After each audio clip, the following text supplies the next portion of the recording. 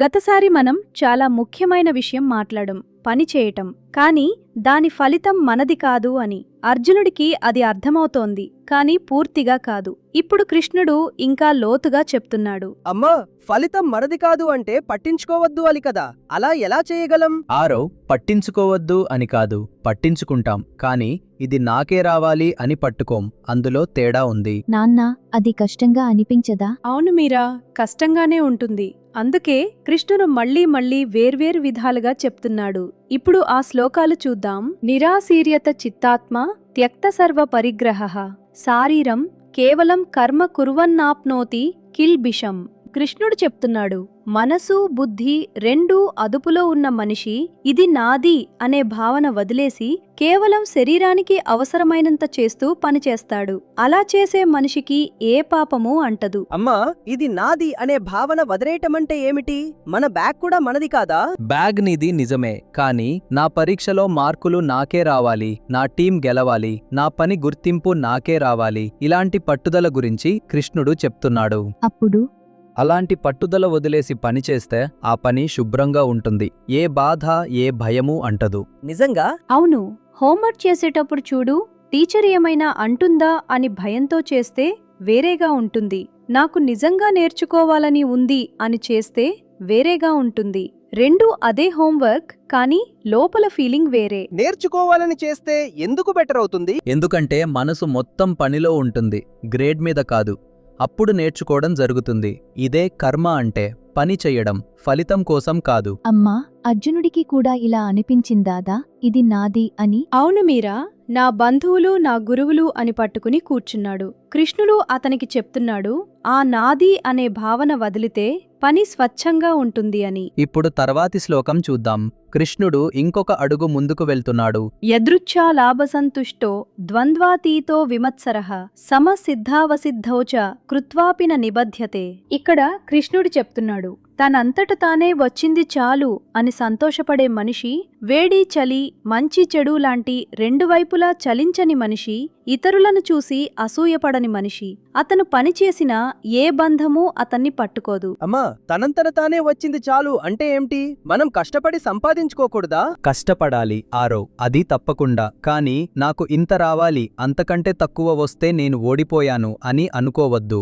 వచ్చింది సంతోషంగా తీసుకో, అది చాలు. నాన్నా, అసూయ అంటే ఏమిటి? మీరా, నీ ఫ్రెండ్కి మంచి మార్కులు వచ్చినప్పుడు అది నాకు రావాల్సింది అని అనిపిస్తే అది అసూయ. కృష్ణుడు చెప్తున్నాడు, అలాంటి ఫీలింగ్ లేకుండా ఉండగలిగితే మనసు చాలా తేలికగా ఉంటుంది. కానీ అది కష్టంగా ఉంటుంది కదా అమ్మా? అవును, చాలా కష్టంగా ఉంటుంది, కానీ ప్రయత్నించవచ్చు కదా. నాన్న, సిద్ధావసిద్ధౌ సమ అంటే గెలిచినా ఓడినా ఒకేలా ఉండటం కదా? అవును, గెలిచినప్పుడు మరీ ఎగిరిపోకూడదు, ఓడినప్పుడు మరీ కూలిపోకూడదు. రెండింటికీ ఒకే మనసు. అది ఉన్న మనిషి స్వేచ్ఛగా ఉంటాడు. ఏ పని చేసినా అతన్ని బంధించదు. ఇదే నిజమైన ఆనందం.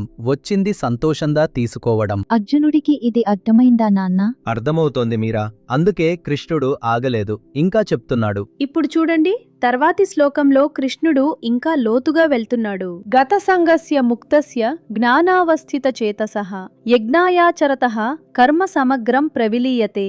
ఇక్కడ కృష్ణుడు చెప్తున్నాడు, అన్నింటి మీద పట్టు వదిలేసిన మనిషి, జ్ఞానంలో నిలబడిన మనసు ఉన్న మనిషి, ఒక పెద్ద ఉద్దేశం కోసం పనిచేసే మనిషి, అతని పని మొత్తం కరిగిపోతుంది. అంటే ఆ పని ఏ బాధనూ వదలదు, ఏ బంధమూ వేయదు. అమ్మా, పని కరిగిపోతుంది అంటే ఏమిటి? పని చేయకపోవడమా? కాదు ఆరవ్, పని చేస్తాం, కాని ఆ పని మనల్ని బంధించదు. అది పూర్తయినా కాకపోయినా, ఫలితం వచ్చినా రాకపోయినా మనసు అలాగే ఉంటుంది. ఆ పని కరిగిపోతుంది అంటే అది మనల్ని పట్టుకోదు అని. అమ్మా, జ్ఞానం అంటే ఏమిటి ఇక్కడ? మీరా, నేను ఎవరు, ఈ పని ఎందుకు చేస్తున్నాను, ఇది నిజంగా ముఖ్యమైనదా అని తెలుసుకోవడమే జ్ఞానం. అది ఉంటే మనసు స్థిరంగా ఉంటుంది. నాన్న, అలాంటి జ్ఞానం ఎలా వస్తుంది? ఆలోచించడం వల్ల, చదవడం వల్ల, మంచివాళ్లతో మాట్లాడడం వల్ల. కృష్ణుడు అర్జునుడికి అదే చేస్తున్నాడు. ఇప్పుడు ఆ జ్ఞానమిస్తున్నాడు. జ్ఞానం వస్తే స్వేచ్ఛ వస్తుంది. పనిచేస్తున్నా బంధపడం. స్వేచ్ఛ అంటే బాగుంది కదా నాన్నా? అవును మీరా, పనిచేస్తూ కూడా స్వేచ్ఛగా ఉండగలం. అదే కృష్ణుడు చెప్తున్నది. ఇప్పుడు తర్వాతి శ్లోకం చూద్దాం. ఇక్కడ కృష్ణుడు చాలా అందమైన మాటలు చెప్తున్నాడు. బ్రహ్మార్పణం, బ్రహ్మహవిర్, బ్రహ్మాగ్నౌ, బ్రహ్మణాహుతం, బ్రహ్మైవ తేన గంతవ్యం, బ్రహ్మకర్మ సమాధినా. ఈ శ్లోకంలో బ్రహ్మ అనే మాట చాలాసార్లు వస్తుంది. కృష్ణుడు చెప్తున్నాడు, ఇచ్చేది బ్రహ్మం, ఇవ్వబడేది బ్రహ్మం, ఇచ్చే అగ్ని కూడా బ్రహ్మం, ఇచ్చేవాడు కూడా బ్రహ్మం, అన్నీ ఒకటే. అలా పూర్తిగా లీనమైపోయిన మనిషి అదే పరమాత్మలో చేరతాడు. అమ్మా, బ్రహ్మం అంటే ఏమిటి? ఆరవ్, అన్నింటిలో ఉండే ఒక పెద్ద శక్తి. అది ఏమిటో మాటల్లో చెప్పడం కష్టం, కానీ అన్నింటిలో అదింటిలో అది ఉంది అని కృష్ణుడు చెప్తున్నాడు. నాన్నా, అన్నీ ఒకటే అంటే ఏమిటి?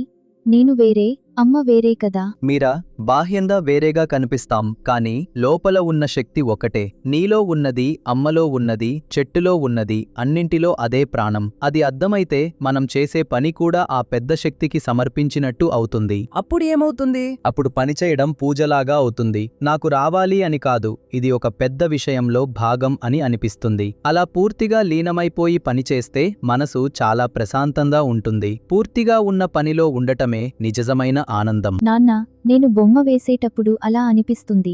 మొత్తం బొమ్మలో ఉంటాను, వేరే ఏమీ గుర్తుండదు. అదే మీరా, అది వేసేది బాగుందా లేదా అని అనుకోకుండా పూర్తిగా బొమ్మ వేయటంలో ఉంటావు. అప్పుడు ఆ పని ఒక రకమైన పూజ అవుతుంది.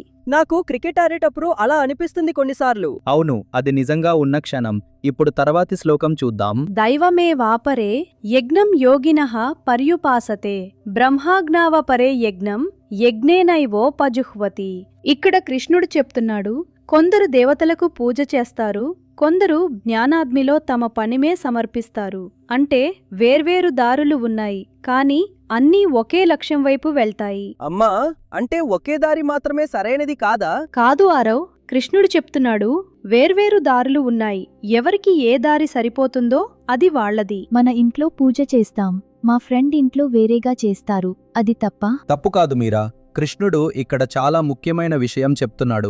ఎవరు ఏ దారిలో వెళ్ళినా నిజాయితీగా మనసు పెట్టి వెళ్తే అది గౌరవంగా చూడాలి. అంటే నా దారే సరైనది అని అనుకోకూడదా? అవును, నా దారి నాకు సరిపోతుంది అని చెప్పవచ్చు. నీ దారి తప్పు అని చెప్పకూడదు. అది గొప్ప తేడా. వేర్వేరు దారులను గౌరవించడం, అదే ఈ శ్లోకం నేర్పిస్తున్నది. అప్పుడు అందరూ ఒకే చోటికి వెళ్తారా? కృష్ణుడు అలాగే చెప్తున్నాడు. దారులు వేరు, లక్ష్యం ఒకటే. అందుకే ఎవరి దారిని చిన్నచూపు చూడకూడదు. ఇది స్కూల్లో కూడా అలాగే ఉంటుంది కదా నాన్న? ఒక్కొక్కరికి ఒక్కొక్క సబ్జెక్ట్ బాగా అర్థమవుతుంది. అవునారో, ఒక్కొక్కరిది ఒక్కొక్క దారి, అన్నీ గౌరవించాలి. ఈ 5 శ్లోకాలు కలిపి చూస్తే కృష్ణుడు అర్జునుడికి ఒక పెద్ద విషయం చెప్తున్నాడు. పని చేయటం తప్పు కాదు, కానీ ఆ పని చేసేటప్పుడు మనసు ఎలా ఉంటుందో అది ముఖ్యం. అమ్మా, మనసు ఎలా ఉండాలి? స్వేచ్ఛగా ఉండాలి. ఇది నాకే రావాలి అని పట్టుకోకుండా వచ్చింది చాలు అని సంతోషంగా ఉండాలి. గెలిచినా ఓడినా ఒకేలా ఉండాలి.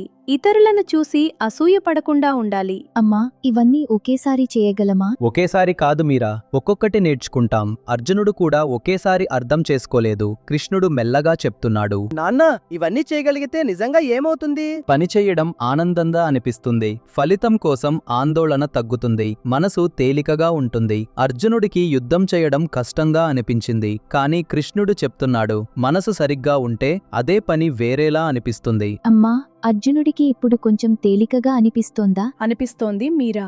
కృష్ణుడు మాట్లాడుతున్నాడాడు, అర్జునుడు వింటున్నాడు. మెల్లగా మెల్లగా అతని మనసు తెరుచుకుంటోంది. అమ్మా, ఇవన్నీ విన్నాత అర్జునుడు ఏమి చేస్తాడు? అదే మనం చూడాలి. కృష్ణుడు ఇంకా చాలా చెప్పాల్సి ఉంది. ఈరోజు కృష్ణుడు చెప్పింది చాలా అందంగా ఉంది కదా. పని చేయటమే ఆనందం, ఫలితం కోసం పట్టుకోవడం కాదు. వేర్వేరు దారులు ఉన్నాయి, అన్నీ గౌరవించాలి. జ్ఞానం వస్తే స్వేచ్ఛ వస్తుంది. అమ్మా, తర్వాత కృష్ణుడు ఏమీ చెప్తాడు? తర్వాతి శ్లోకంలో కృష్ణుడు ఒక చాలా ముఖ్యమైన మాట చెప్తాడు. శ్వాస కూడా ఒక యజ్ఞం అవుతుంది అని. శ్వాస తీసుకోవడం, వదలడం, అది కూడా ఒక పూజ అని. అది విన్నప్పుడు ఆరవ నోరు తెరుచుకుంటుంది. నిజంగా శ్వాస కూడా పూజ అవుతుందా? కృష్ణుడు చెప్తాడు,